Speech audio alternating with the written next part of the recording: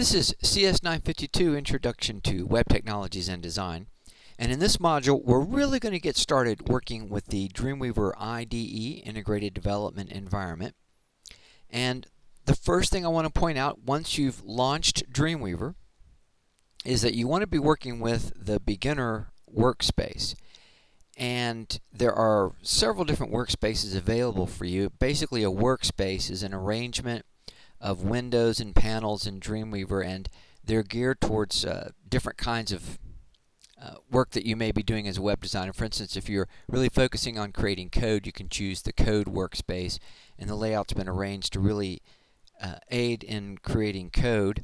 There's a default layout, which is the one that you're going to get if you don't choose anything else when you first launch Dreamweaver, but the one I prefer the most by far is the beginner layout, and I don't think beginner is quite the right term. I would call this the essential layout. So what we have on the left is our big work area. To the right over here, we can see we have three panels to choose from. We have our files panel, which is where we're going to be looking at our files, saving our files, managing our files.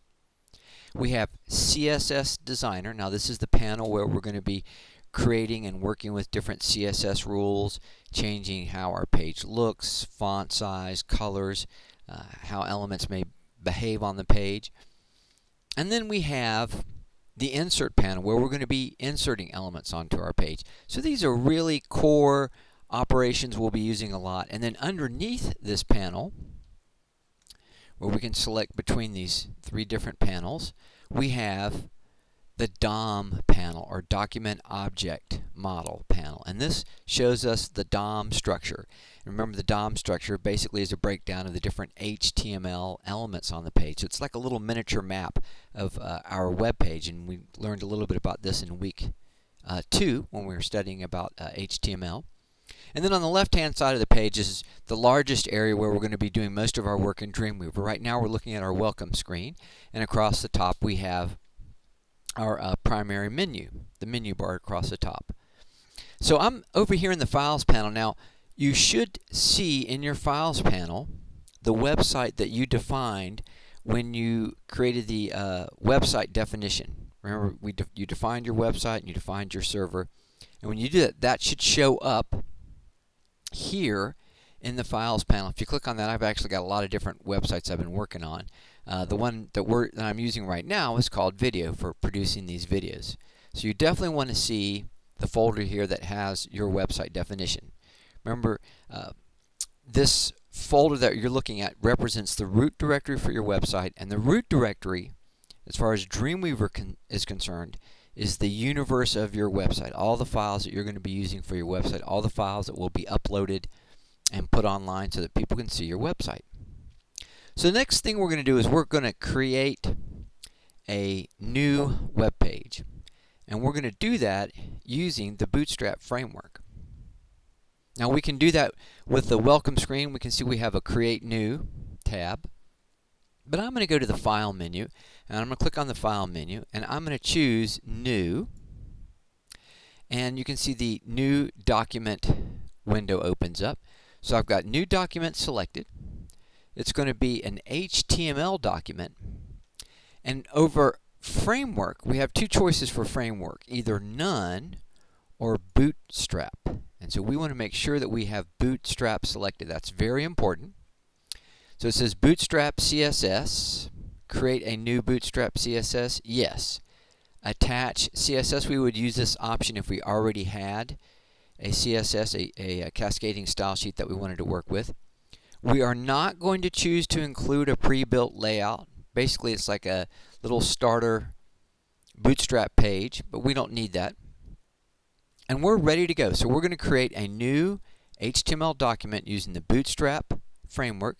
We want to make sure that we're going to create a new Bootstrap CSS, and then we just click the Create button.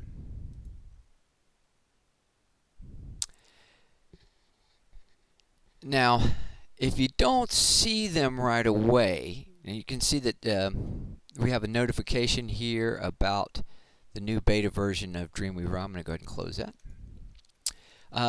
Underneath our root directory, you can see I've got several other folders here, CSS, fonts, and JS for JavaScript.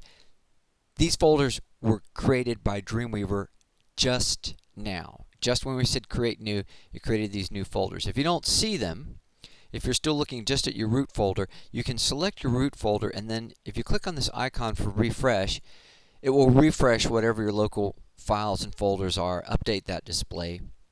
But this is good. We're seeing CSS, fonts, and JS.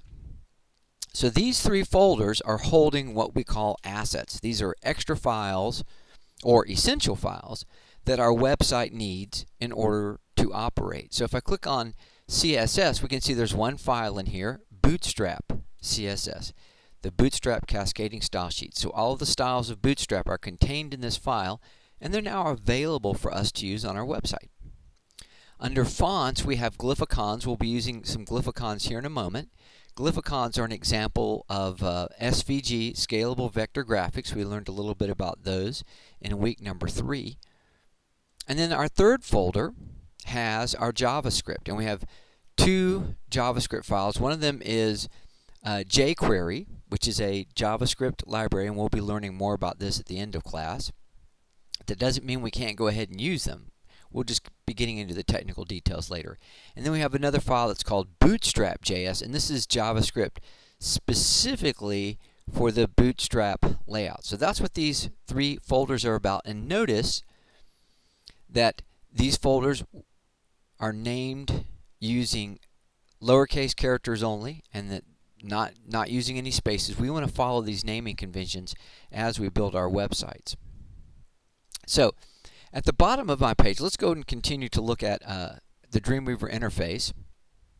At the bottom of our page is our Properties Inspector, which is super helpful. Basically, when you click on anything on your web page, the Properties Inspector will tell you about the properties of whatever you're working on. Now, on this particular layout, I'm showing the standard bar and the document bar. If I right-click here, you can see we've got document standard encoding is available as well because we happen to be in split view. So let's turn a couple of these off just to see what it looks like if they're not on. So if we turn these off, the only bar that we have up here is this bar at the top, which is our related files bar. And basically, these are files that our website is using. They're those additional files that we need. So one of these files listed is bootstrap.css, and we can see we've got bootstrap.css listed over here. Another one is our jQuery file and our bootstrap. I find it really helpful to have those additional toolbars available. If you've closed them up, as I just did, and you don't see them, you just started Dreamweaver, you can go down here under View, and you can look under Toolbars, and you can select Document. Document has tools for the document. We're going to be using this all the time, switching between Code View, Split View, and Live View. And then the other one is just the standard toolbar. Now, once you've got one of these bars open, you can right-click, and then you can then add the standard toolbar here, which is basically save, undo, cut, copy, paste. I really like the save all command. I use that quite a bit, and that's probably the #1 reason why I keep this open.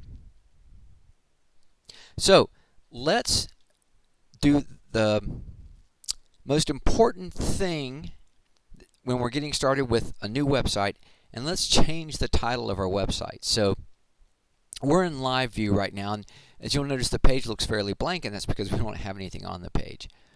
I'm going to switch to split view, and when I switch to split view, I can see both the page that I'm working on as if it was live, and I can also see the code that I'm working with. And you'll notice down here in the split view where it has script source, it has file, :C, users, and all this information. That's going to become greatly simplified as soon as I save this file, because right now Dreamweaver doesn't understand where all of my files are located. So we're gonna save our file with the name of the website that we want to use, and I just want to scroll up here to my code view. You can see it says untitled document inside of the titled tags, and I'm going to change this to Humble Pencil, because that's what my website is going to be about. It's going to be about the Humble Pencil. So as soon as I make that change, I'm going to click into my main editing window. If I scroll up and look underneath my title tag, it now says the Humble Pencil. And remember, we learned how do you add a title to a website? Well, in the head part of the document. Inside of these title tags, you just put in your title. And you've done that. So now let's save this, and we're going to save. I'm going to choose this, the Save All button, and I'm going to call this Dev, and all I need to do is type in Dev, D-E-V, and hit Save. And now if we look at our file links that we had before, you can see that the file links are very short now. That's because everything's been saved relative to the root directory of our website. Okay, we're going to take a break and come back and get started on our next video.